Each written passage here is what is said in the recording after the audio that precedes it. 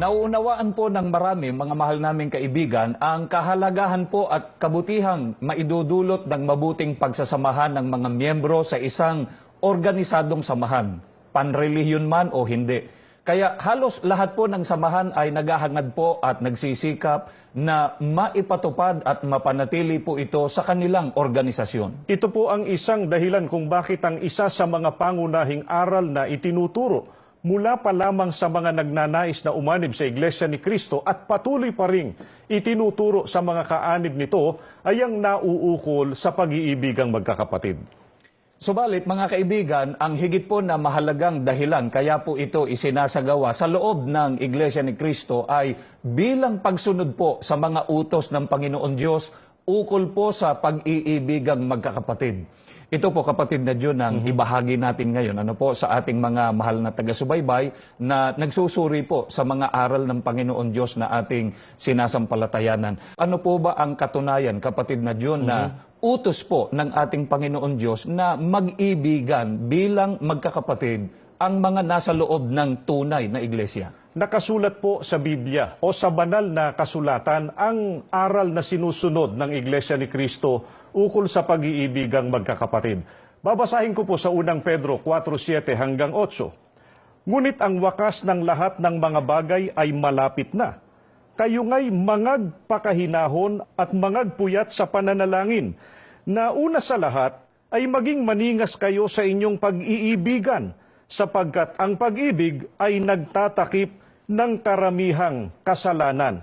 Dito po sa binasa natin, ang nagsasalita ay si Apostol Pedro. Ang kausap po ni Apostol Pedro ay ang mga kaanib sa unang iglesia. Opo. At sana po ay napansin ninyo mga mahal naming taga-subaybay na talagang utos ng ating Panginoong Diyos sa mga kaanib sa tunay na iglesia ang pag-iibigan. Ang totoo kapatid na Diyon, kung napansin po nila, hindi po ang utos ay basta mag-ibigan lang eh. Ang sabi po doon maging maningas sa pag-iibigan.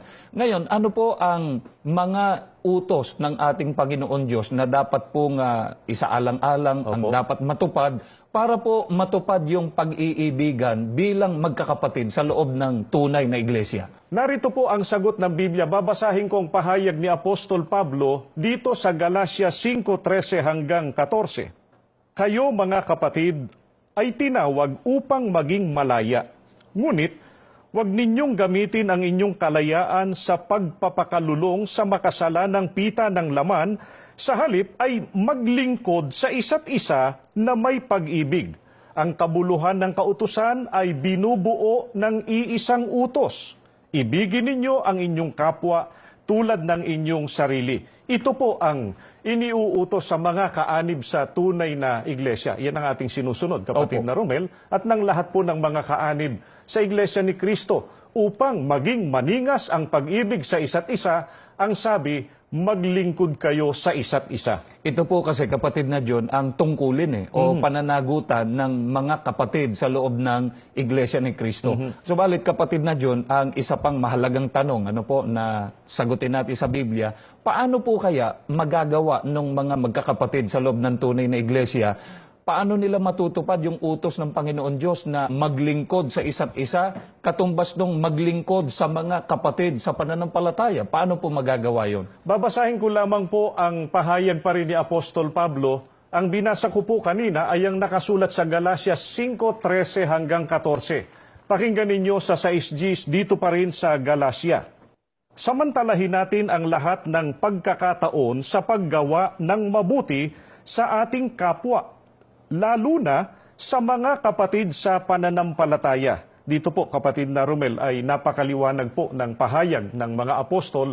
Ang sabi po ni Apostol Pablo, samantalahin natin ang lahat ng pagkakataon sa paggawa ng mabuti sa ating kapwa, lalo na sa mga kapatid sa pananampalataya. Sana po napansin din, kapatid na Diyon, ng ating mga mahal na taga-subaybay, na ang dapat samantalahing gawin sa ating kapwa, lalo na sa kapatid sa iglesia, ay yung mabuti, hindi po yung masama. At ito nga po ang sinisikap na gawin ng lahat ng mga kapatid sa loob ng iglesia. At yung paggawa po ng mabuti, hindi yung kaya ka lang gagawa ng mabuti, dahil sa nagawang ka ng mabuti ng kapatid sa pananampalataya.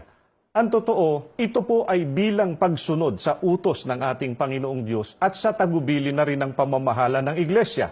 Ang mga kaanib po nito ay tumutulong sa mga biglaang pangangailangan ng kapwa-tao. Halimbawa, kapag dumarating po yung mga kalamidad, Opo. iba't ibang kalamidad, kagaya po ng mga naranasan natin sa mga nakaraan at maaaring maranasan pa sa mga darating na panahon, kagaya po ng mga pagbagyo, pagbaha, landslides na nagdudulot po ng pinsala, hindi lamang po sa buhay ng maraming tao, kundi maging sa mga ari-arian, sa kabuhayan ng maraming mamamayan. At ang katibayan pa po niya, mga kaibigan, ay meron pong isinasagawa ang Iglesia ni Cristo na tinatawag po na lingap sa mamamayan. Kung saan ay tinutulungan po hindi lamang ang mga kapatid sa Iglesia, kundi maging ang mga hindi po namin kapanampalataya. At ito po ay ginagawa hindi lamang po dito sa ating bansa, kundi maging sa ibayong dagat. Kapatid na Jun, papaano pa po kaya natin magagawa po yung maglingkod sa ating kapwa, lalo na po sa kapatid natin sa pananampalataya? Ang isa po sa patuloy nating isinasagawa ay ang magpaalalahanan at kailangan magtulungan. Gaya po ng mababasa natin dito sa unang Tesalonica 5:11. Dahil dito, patuloy kayong magpaalalahanan at magtulungan tulad ng ginagawa ninyo ngayon. Ito po ang isa pang paraan kung paano magagawa ang paglilingkod sa kapatid sa pananampalataya. Ang sabi po ng Biblia, patuloy kayong magpaalalahanan at magtulungan. Kaya kung mapapansin po ninyo mga kaibigan, ginagawa po ng mga kapatid sa loob ng Iglesia ni Cristo sa pangunguna po ng pamamahala, katuwang po ang mga ministro at mga manggagawa, mga may tungkulin na magpaalala po sa mga kapatid. Lalo na po kapag may nakakalimot sa mga pagsamba, sa mga paglilingkod sa Panginoon Diyos, hindi po namin inimbento ang gawaing ito. Kundi ito po kapatid na John, binibigyan din natin sa kanila, pagsunod po ito sa aral ng ating Panginoon Diyos. Totoo po yan. At yung mga may tungkulin na pangunahing katuwang ng pamamahala sa loob ng Iglesia ni Cristo, talaga pong dinadalaw ang mga sambahayan ng aming mga kapatid. Inaalam po nila ang kanilang kalagayan sa pamumuhay, lalo na ang ukol sa kanilang buhay espiritual. Ano po kaya ang hangarin o pinakahahangad ng mga may tungkulin sa loob ng iglesia para po mapatunayan, maipadama sa ating mga kapatid yung pag-ibig natin sa kanila, pag-ibig bilang kapatid sa pananampalataya? Babasahin ko lamang po ang binabanggit sa Isaias 54, subaybayan po ninyong mabuti. Binigyan ako ng Panginoong Diyos ng dila ng nangaturuan upang aking maalaman kung paanong aaliwin ng mga salita siyang nanglulupaypay. Siya'y nagigising tuwing umaga, ginigising niya ang aking pakinig upang makinig na gaya ng mga naturuan. Ito po ang hinahangad ng mga kapatid at lahat po ng mga may tungkulin sa tunay na iglesia upang matupad ang nararapat na pag-ibig sa kapatid, yung tungkulin sa kapatid sa iglesia, ang sila po ay bigyan ng ating Panginoong Diyos ng kaalaman sa pananalita upang aliwin ang mga nanlulupaypay. Yun po yung mga pagpapayo na ginagawa sa mga kapatid natin. Alin po yung pananalitang yun na ginagamit ng mga may tungkulin para yung mga kapatid na nanlulupaypay ay mapaalalahanan at maaliw po sila sa panahon ng kanilang panlulupaypay? Babasahin ko lamang po ang muling pagtuturo ni Apostol Pablo sa pamamagitan ng kanyang sulat sa mga Kristiyanong taga-Kolosas sa 3:16. Ang mga salita ni Kristo ay itanim ninyong mabuti sa inyong isip. Magpaalalahanan kayo at magturuan ng buong kaalaman.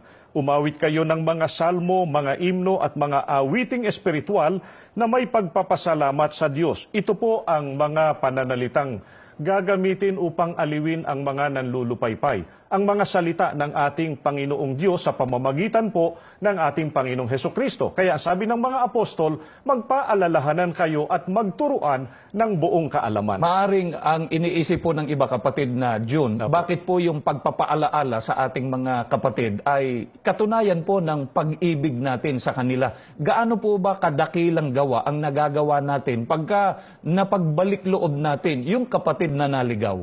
Babasahin ko lamang po ang pahayag ng mga apostol. Si Apostol Santiago po sa kanyang sulat dito sa Santiago 5:19 hanggang 20. Mga kapatid, kung malihis sa katotohanan ang sinuman sa inyo at mapanumbalik ito ninuman, tandaan ninyo ito, sinumang magpanumbalik sa isang makasalanan mula sa likong pamumuhay ay nagligtas sa taong iyon sa kamatayan at nagtakip sa maraming kasalanan. Masasabi po, kapatid na Romel, na napakadakilang gawa Opo. na tayo po ay makapagpabalik loob doon sa mga nalilihis ng landas. Sapagkat ang sabi po ni Apostol Santiago, sino mang magpanumbalik sa isang makasalanan mula sa likong pamumuhay ay nagliligtas sa taong iyon sa kamatayan at nagtatakip sa maraming kasalanan. Sa makatwid ay napatutunayan po, kapatid na John, gusto natin bigyan diin sa kanila, napatutunayan po yung pag-ibig sa kapatid kapag ka nagpapaalaala po sa kanila. Ito po, mga kaibigan, ang mas malalim na kahulugan ng pag-ibig sa kapatid. Higit pa po ito sa pagdamay sa kanilang mga pangangailangang material sa buhay na ito. Kapatid na John, ano po naman ang ibubunga sa mga kapatid na nagpamalas ng tunay na pag-ibig sa kanyang kapatid at gaano po kasama kung hindi ito magawa ng kapatid sa kanyang kakapatid sa iglesia, yung pag-ibig sa kapatid? Mababasa po natin ang sagot ng banal na kasulatan dito po sa unang Juan sa 3:15 at sa talatang 14. Ang sinumang napopuot sa kanyang kapatid ay mamamatay tao, at nalalaman ninyong sinumang mamamatay tao ay hindi pinananahanan ng buhay na walang hanggan. Nalalaman nating tayo'y nangalipat na sa buhay mula sa kamatayan sapagkat tayo'y nagsisiibig sa mga kapatid. Ang hindi umiibig ay nananahan sa kamatayan. Kung papaanong napakadakila ang umibig sa kapatid sa pananampalataya, ay napakasama naman na hindi tayo umibig sa ating kapananampalataya. Gaano po kasama yung hindi umiibig sa kapatid sa pananampalataya? Naroon po ang sagot sa banal na kasulatan, katumbas po ng mamamatay tao. Ano po naman ang ibubunga kung magawa natin yung pag-ibig natin sa kapatid sa pananampalataya? Narinig po ninyo sa ating binasa kanina, ang umiibig sa kapatid ay lumipat na sa buhay mula sa kamatayan. Sa makatwid ay tiyak na maliligtas. Opo. Bakit po kaya, kapatid na John, napakahalaga sa ating Panginoon Diyos ng pag-ibig natin sa kapatid sa iglesia? Gaano po kaya ang kinalaman nito sa ating kaligtasan? Babasahin ko po ang sagot ng Biblia dito sa unang Juan 4:16 hanggang 17. At ating nakilala at ating sinampalatayanan ang pag-ibig ng Diyos sa atin. Ang Diyos ay pag-ibig, at ang nananahan sa pag-ibig ay nananahan sa Diyos, at ang Diyos ay nananahan sa Kanya. Dito'y naging sakdal ang pag-ibig sa atin upang tayo'y magkaroon ng pagkakatiwala sa araw ng paghukom, sapagkat kung ano siya ay gayon din naman tayo sa sanlibutang ito. Napakahalaga po sa ating Panginoong Diyos na tayo, ang mga magkakapatid po sa Iglesia ni Cristo, ay nananahan sa pag-ibig. Sapagkat ang nananahan sa pag-ibig ay nananahan sa Diyos at ang Diyos ay nananahan sa Kanya. Ano po naman ang katunayan natin na yung pag-ibig po natin sa kapatid sa pananampalataya ay may malaki pong kaugnayan sa ating kaligtasan? Ang sabi po sa talata ay ang umiibig ang magkakaroon ng pagkakatiwala sa araw ng paghuhukom. Ang may pagkakatiwala ang nakatitiyak na magtatamo ng kaligtasan. Ano pa po ang katunayan natin sa Biblia pa rin, kapatid na John? Ano po? Na yung maalab na pag-ibig po natin sa ating kapatid sa iglesia, yun po ay isa sa mga paraan ng paghahanda para sa nalalapit po nating kaligtasan. Pakinggan po ninyo mga giliw naming taga-subaybay, babasahin ko po ang unang sulat ni Apostol Pablo sa mga Kristiyanong taga-Tesalonika, dito po sa 3:12 hanggang 13. At kayo'y palaguin at pasaganain ng Panginoon sa pag-ibig sa isa't isa at sa lahat ng mga tao na gaya naman ng amin sa inyo, upang patibayin niya ang inyong mga puso na walang maipipintas sa kabanalan sa harapan ng ating Diyos at Ama sa pagparito ng ating Panginoong Hesus na kasama ang kanyang lahat na mga banal. Sana po ay napansin ninyo na talagang napakalaki ng kaugnayan sa kaligtasan na ang mga kaanib sa tunay na iglesia ay palaguin at pasaganain ng Panginoon sa pag-ibig sa kapatid sa pananampalataya. Totoo naman po yun eh. Opo. Sapagkat yung umuunlad po o lumalago sa pag-ibig sa kapatid sa pananampalataya, yun po ang pinatitibay at sila po yung makararating doon sa kalagayang walang maipipinta sa kabanalan. Ibig sabihin makararating sa uring maliligtas. Opo. Pero paano po kaya kapatid na Jun kung sa kabila po ng ating pagsisikap na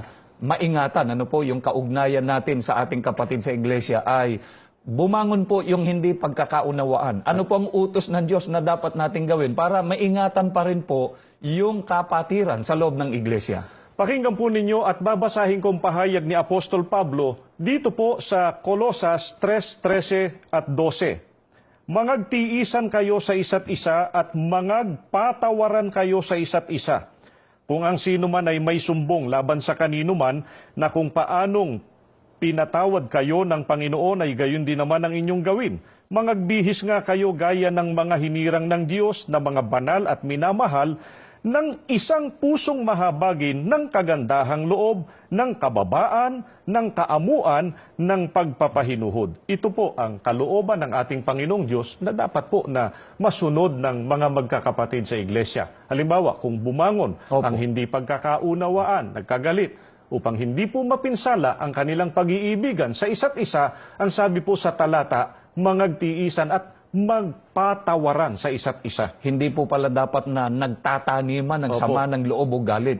Hindi po dapat na tumagal yung hindi pagkakasundo, kundi dapat malunasan po ito kagad sa pamamagitan ng pagpapatawaran sa isa't isa. Tama po yun. Ngayon, kapatid na John, sino po kaya ang dapat na tularan ng mga lingkod ng Panginoon Diyos? Diyan po sa pagtupad ng pag-ibig sa kapatid sa pananampalataya. Babasahin ko po ang nakasulat dito sa unang Juan sa 4:10 hanggang 11 at itutuloy ko pa sa talatang 21.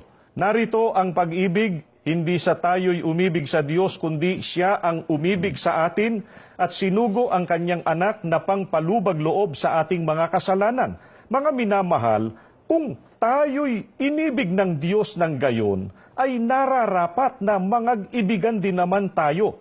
At ang utos na itong mula sa Kanya ay nasa atin, na ang umiibig sa Diyos ay dapat umibig sa Kanyang kapatid. Ang Panginoon Diyos po, kapatid na Romel, Opo. at mga giliw po naming taga-subaybay, siya po ang pinakamabuting huwaran na nagpamalas ng pinakadakilang pag-ibig para sa Kanyang mga hinirang. Kaya siya po ang dapat nating tularan sa pagpapamalas ng pag-ibig sa kakapatid sa pananampalataya. Ano po ang pangako ng Panginoon Diyos na inilalaan niya sa mga kaanib po sa loob ng tunay na iglesia na tutuparin po yung utos ng Panginoon Diyos na pag-ibig, paningningin yung pag-ibig sa kapatid sa pananampalataya? Ganito po ang sagot ng Biblia, Deuteronomio 7:9. Talastasin mo nga na ang Panginoon ninyong Diyos ay siyang Diyos, ang tapat na Diyos, na nag-iingat ng tipan at naggagawad ng kagandahang loob sa mga umiibig sa Kanya at tumutupad ng Kanyang mga utos hanggang sa 1,000 salin ng lahi. Ito po ang isa sa mga inspirasyon ng mga kapatid sa Iglesia ni Cristo. Kung kaya tayo po, kapatid na Romel, at mga giliw naming taga-subaybay ay patuloy na pinapag-aalab ang pag-ibig sa kapatid. Umaasa po sa pangako ng Panginoong Diyos na gagawaran niya ng ating Panginoong Diyos ng Kanyang kagandahang loob ang Kanyang mga hinirang.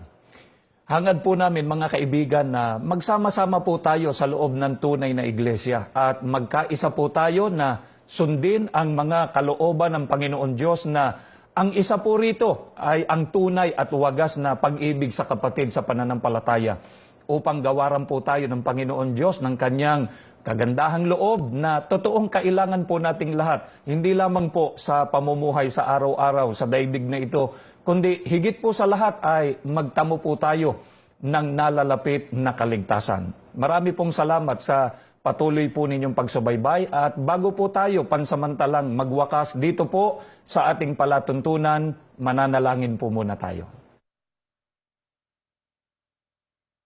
Ama naming Diyos, marami pong salamat sa iyo. Opo. Muli po sa pamamagitan ng palatuntunang ito ng iyong iglesia, na ipakita po namin sa aming mga mahal na taga-subaybay ang katangian po ng iglesyang ito. Amen. Bilang pagsunod sa iyong mga kalooban, Opo. bahagi po nito ang pag-iibigan bilang magkakapatid sa pananampalataya Opo. na may kinalaman po sa pagtatamo namin ng kaligtasan. Amen.